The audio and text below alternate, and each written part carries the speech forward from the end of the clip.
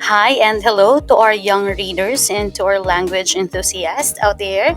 Welcome to our lesson for this week. And for quarter 1, week 7 of English 5, we're going to discuss sentence construction. So actually, we have here different um, different topics, mostly review topics about parts of speech, okay, like nouns, pronouns, adjectives, and the like, verbs, adverbs, okay, and so leading us on how to construct sentences, okay. But then, okay, I believe for this video we are up to adverbs of manner only because the lesson is very long actually. So but I think we need to have this a week for English 5 for at least two videos for us to catch all the topics and to discuss all the topics for week 7.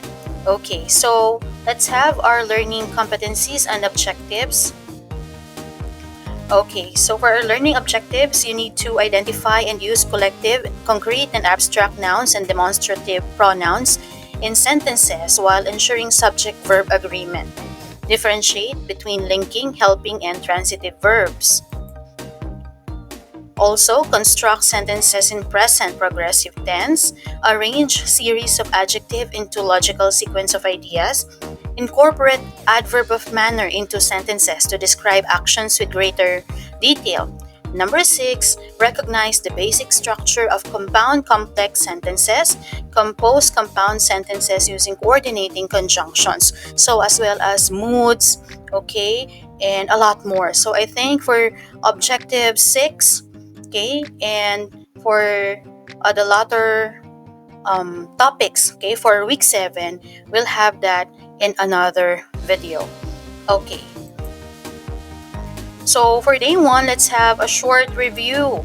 Okay, so I want you to read each sentence carefully and fill in the blanks with the correct verb form that agrees with the subject or the noun or subject noun. Okay, so Mr. Blackie the cat blank in the garden. So we have 5 items for our short review.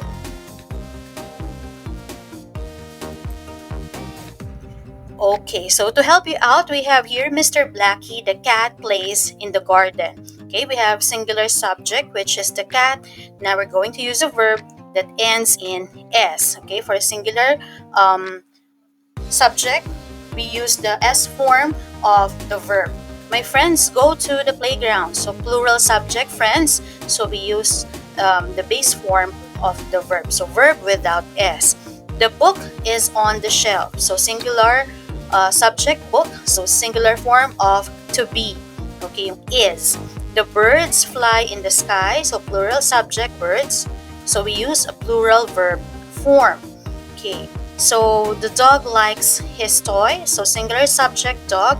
And now we use the verb which ends in S or S form of the verb. Okay, so for our lesson purpose, okay, you are going to have a self-assessment. Okay, so you're going to draw, okay, a smiling face with the green color, which means I can even help someone do this. Okay, you're confident enough to help somebody to do this activity.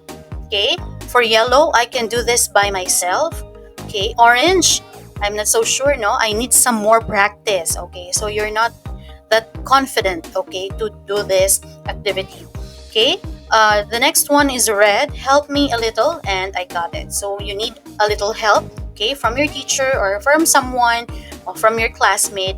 Okay, so teach you, okay, to teach you or to coach you a little bit, and then you're going to get it somehow. And then the last one is angry face. Even with help, I don't get it.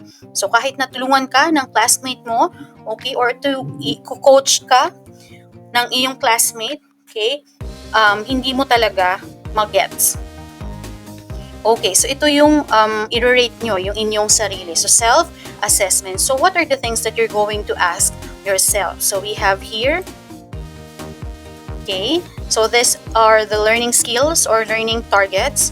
Okay, so you're going to answer this self-assessment twice. So the first one is right now before learning the lessons, and the next one is after learning the lesson. So at the latter part or at the end part of our lesson. So what are you going to answer? So can you identify and use collective, concrete, and abstract nouns and demonstrative pronouns in sentence while ensuring subject-verb agreement?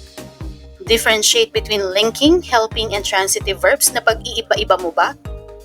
Yung linking, yung helping, and transitive verbs. Number 3, construct sentences in present progressive tense. Kayang-kaya mo na ba yan? Are you very confident that you can construct sentences in present progressive tense? Okay, number 4, arrange series of adjective into logical sequence of ideas. So yung may sequence, may tamang pagkasunod-sunod ng ating mga adjectives. So in forming a sentence, lalo na kapag maraming adjectives na involved, okay? So ano ba yung correct series of adjective? Paano ba yung tamang pagkakasunod-sunod nito in a sentence? And then, number 5, incorporate an adverb of manner into sentences to describe actions with greater detail. 6, recognize the basic structure of compound complex sentences. So alam mo ba, yung struktura, no, ng compound complex sentences. So alam mo kung what is compound sentence, and then you are very aware what is complex sentences, and of course compound complex sentences. 7, okay, aside from recognizing the structure of these sentences, you can compose your own, okay, compound sentences using coordinating conjunctions. Number 8, recognize and differentiate tone and mood in writing. Okay, so yung kasama sa next video natin would be the compound, how to construct compound and compound complex sentences, as well as differentiating the tone and mood in writing. And number 9 is to identify the tone and mood of given passages. So kaya mo bang matukoy yung tono, no, at yung damdamin ng mga passages, no, yung linya doon sa mga teksto na inyong babasahin or binabasa. Okay, so these are the learning skills or learning targets that you need to ask yourself. How do you assess yourself with these skills and targets? So are you confident enough?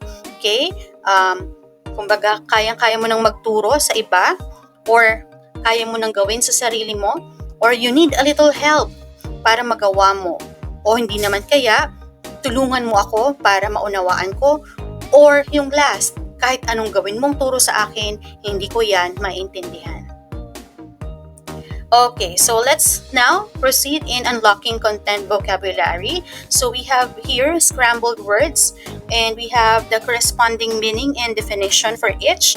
And what do you think is the unscrambled words that we can create?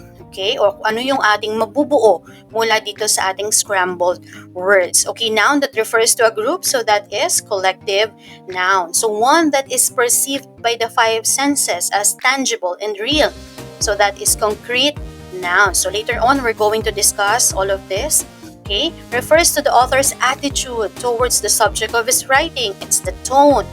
Okay, next one is the feeling the reader gets from the written text. So it's the mood. Ano ba yung natatanggap yung pakiramdam mula doon sa binabasa nyo? Malungkot ba? Very confusing ba? Or parang iba yung pakiramdam nyo? Or somewhat you feel overwhelmed? Or perhaps you feel very hopeful? Hindi ba? After mabasa yung text, nagkakaroon ka ng pag-asa. Or nadismaya ka lalo pagkatapos mong magbasa. Okay, and next one, it helps the main verb. So it's the helping verb. And words that describe how an action is done, it's adverb of manner. Okay, so don't worry, we're going to go with that one by one. Okay, so now let's start with nouns. So I know you are very familiar, okay, with nouns actually, since grade 1, grade 2, we are introduced to nouns, hindi ba? O pangalan sa Filipino. So again, let's try to review. Okay, nouns is a word that names something like person, place, thing, or idea.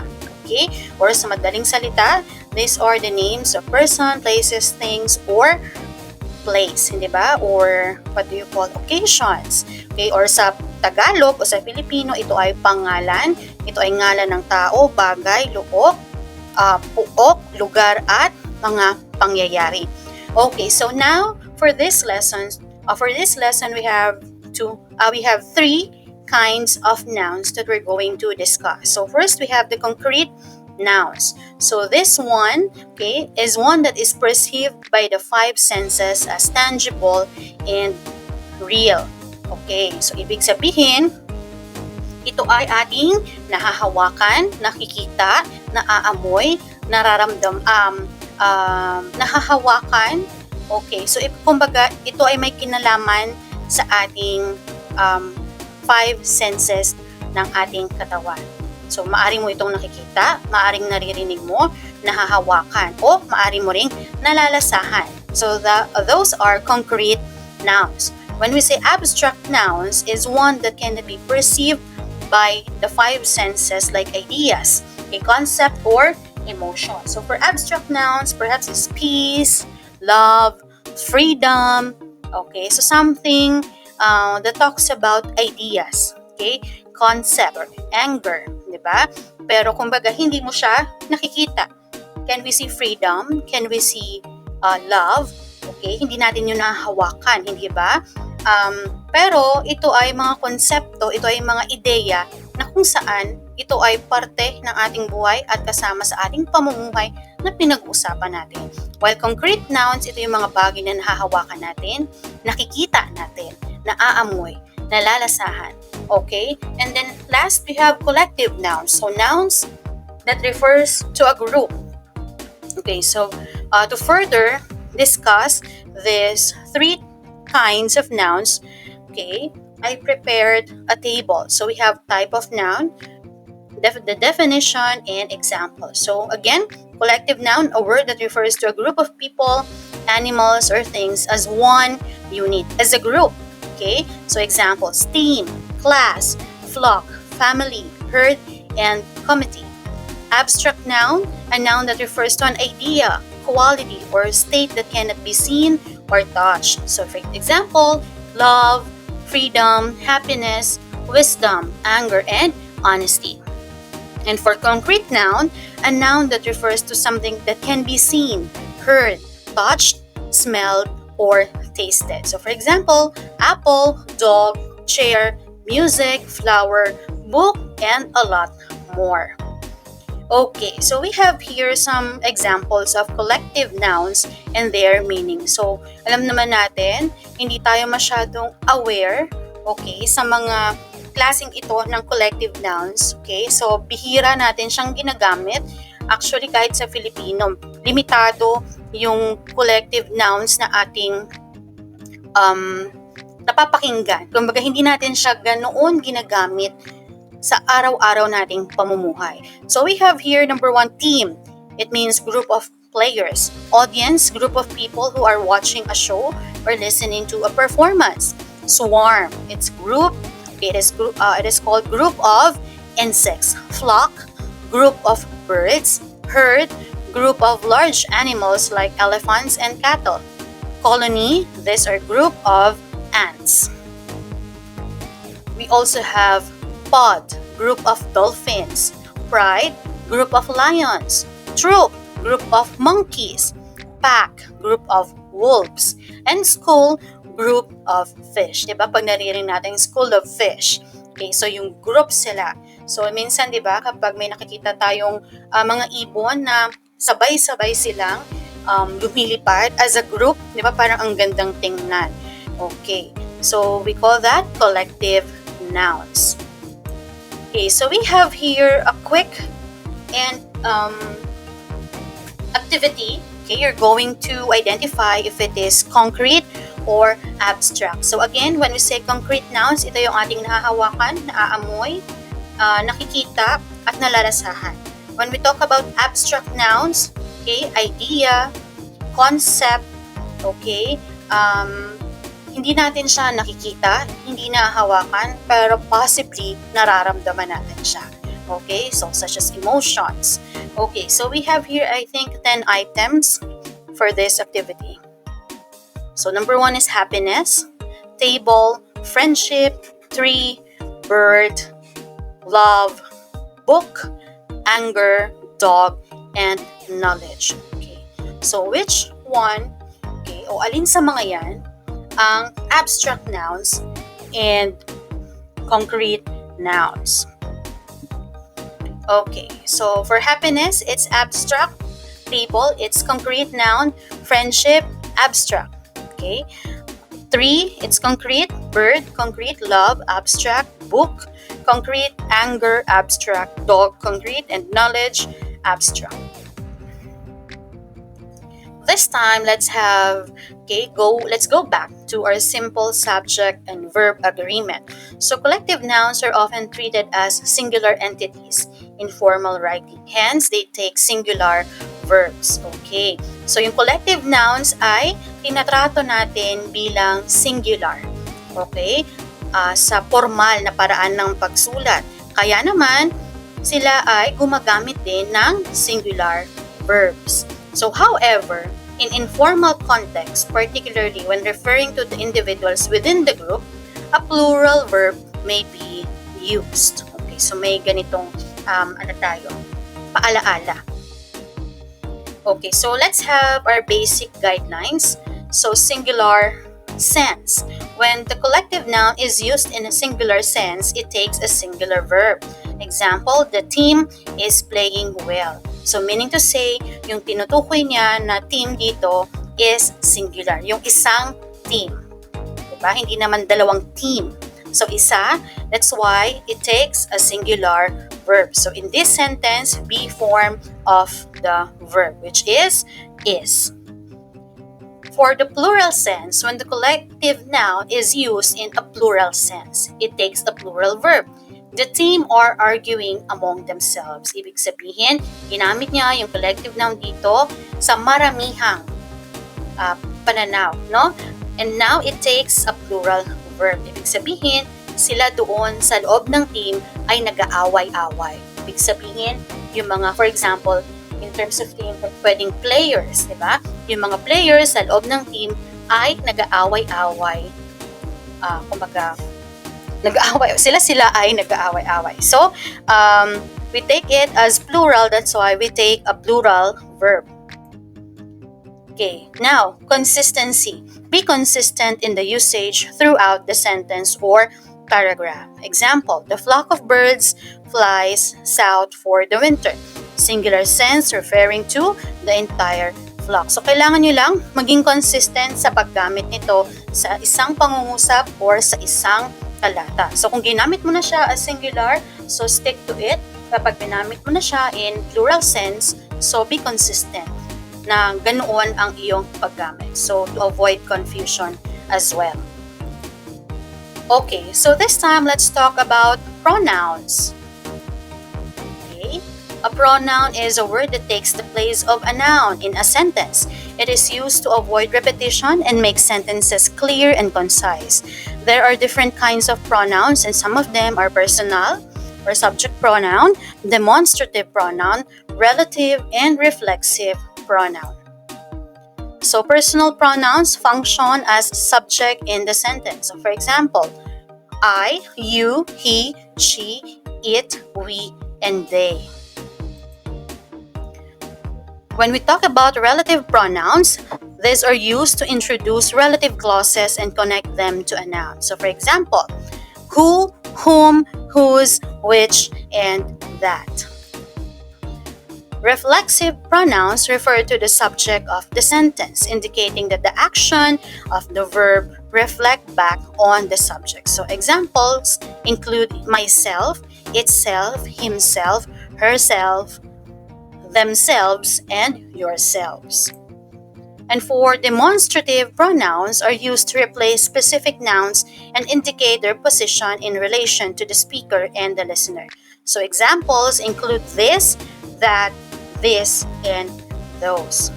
Okay, so now let's talk about this demonstrative pronoun. So this refers to something near the speaker. So for example, this is my favorite book.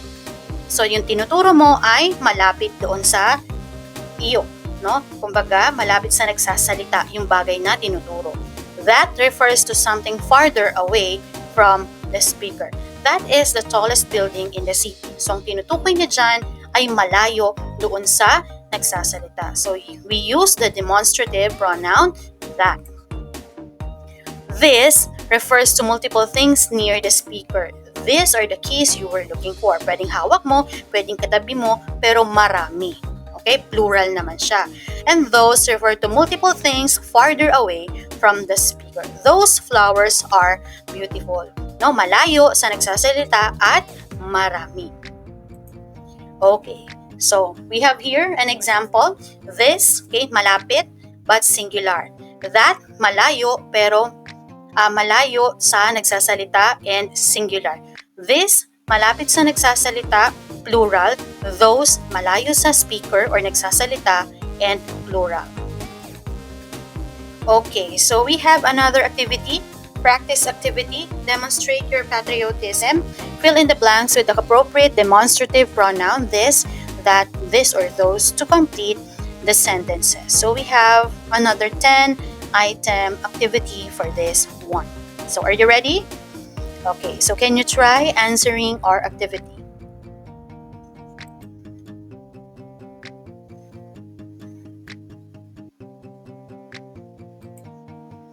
Okay, so for the answer key, we have here, so those demonstrative pronouns being highlighted, so those are the correct demonstrative pronoun to be used in the sentences.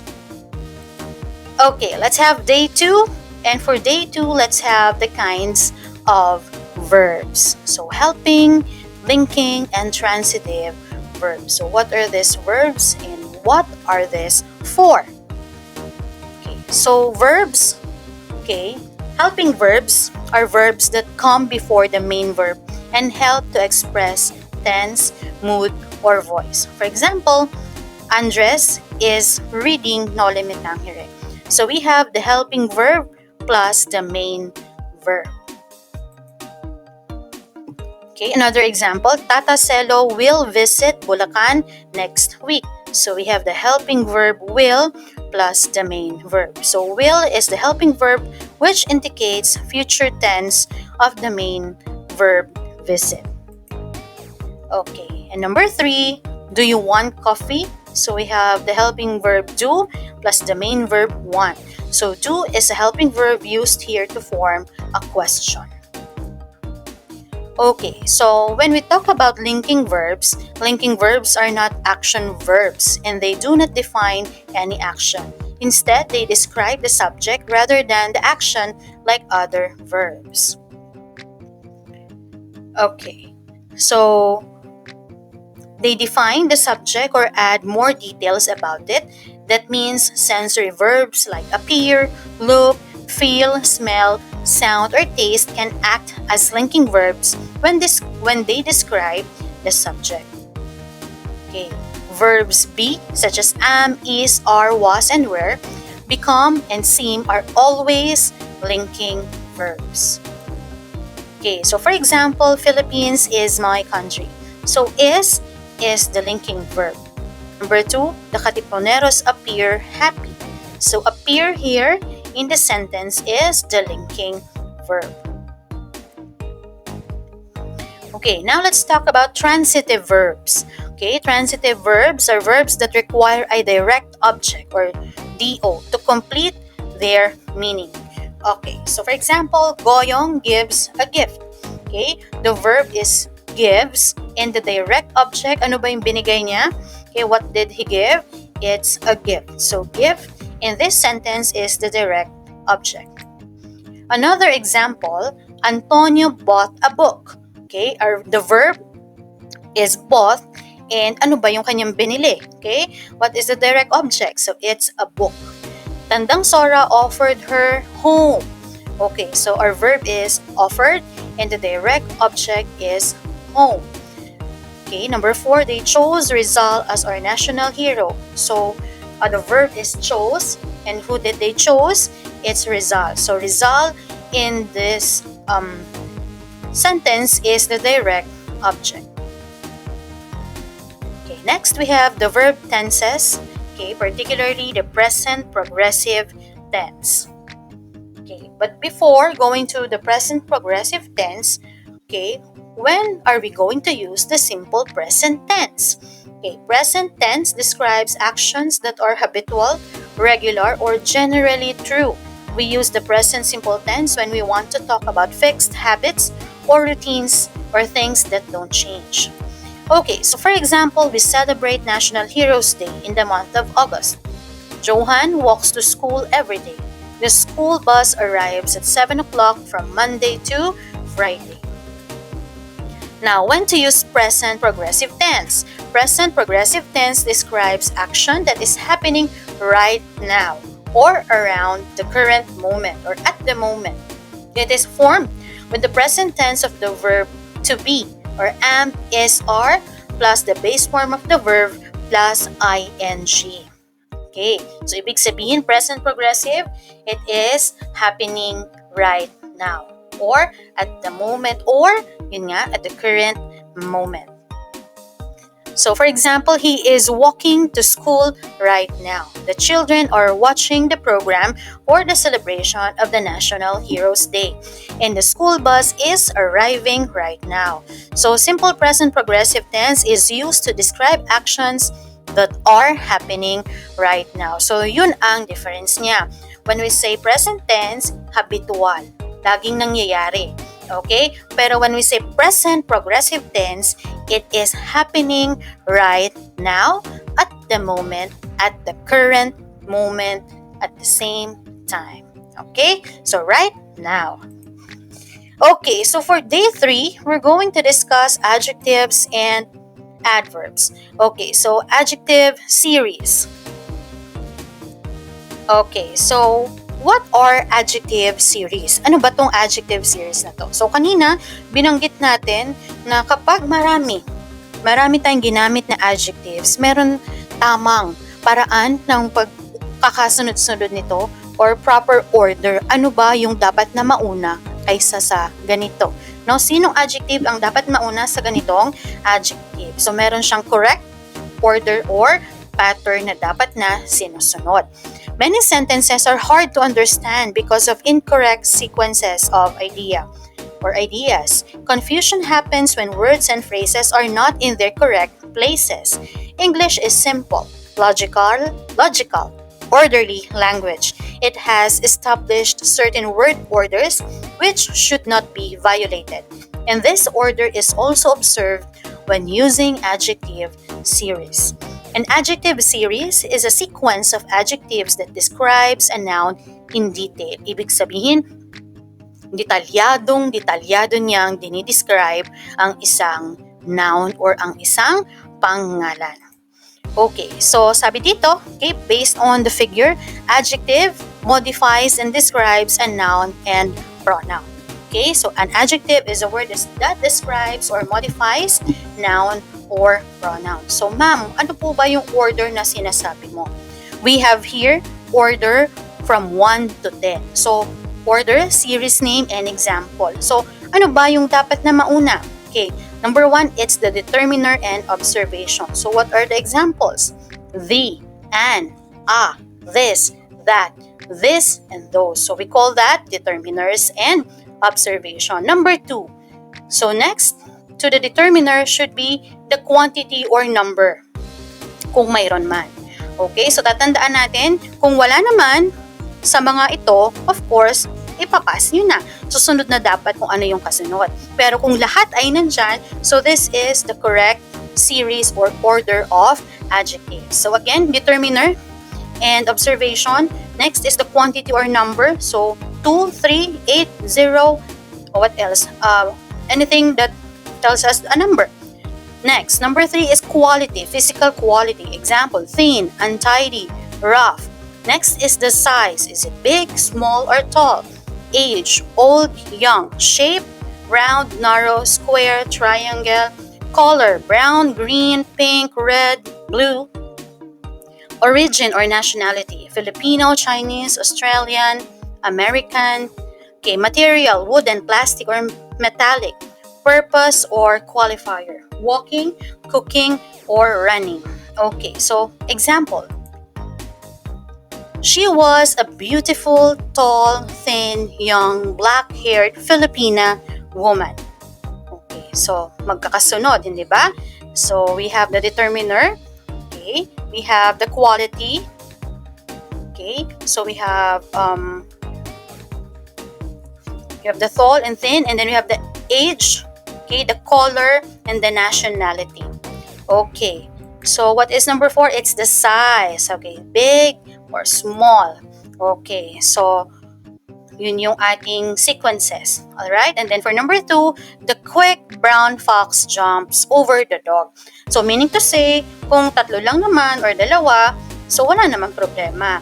Diba? Madali lang siyang gawa ng series. Madali lang natin siyang i-organize and gawing sentence. So, the problem is kapag very detailed ang pagkakadescribe sa isang noun. Diba? Binigay na yung number, binigay na yung quality, binigay na yung color, binigay pa yung size, binigay pa yung age, hindi ba? And then pati nationality binigay pa. So that's the time we're going to arrange the adjectives in order or in their correct sequence. Okay, for day 4, we're going to discuss using adverbs of manner. So actually, we have a lot of adverbs, but for this video and for this week, we're just going to focus on the adverb of manner. Okay, but first, what is an adverb? Okay, so kanina, we talked about adjectives, which describes a noun and a pronoun. Okay, while an adverb is a word that describes or gives more information about a verb, an adjective, or another adverb. It tells how, when, where, or to what extent something happens. Okay, so what is an adverb of manner? An adverb of manner tells how an action is done. It answers the question, how did someone do something? These adverbs often end in ly, but not always. They are usually placed after the verb or after the object. Okay, so sa Filipino, tinatawag natin itong pang-abay na pamaraan.